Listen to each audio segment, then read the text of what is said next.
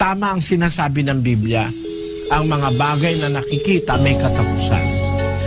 Dapat ang analysis, ano ba yung pinaka-importanting bagay sa mundo? Lahat ng importanteng bagay dito may katapusan. Kung alam mong may katapusan, ba't mo naman ipagpapalit yung Diyos sa bagay na may katapusan? Kung alam mo ang halaga ng Diyos sa buhay mo, at kung alam mo ang halaga ng paglilingkod sa Diyos, hindi mo siya ipagpapalit sa bagay na may katapusan. Kasi lahat ng bagay na naririto sa mundo na nakikita natin, may katapusan.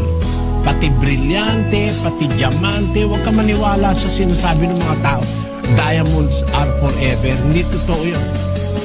Even diamonds can be pulverized and can be turned into dust.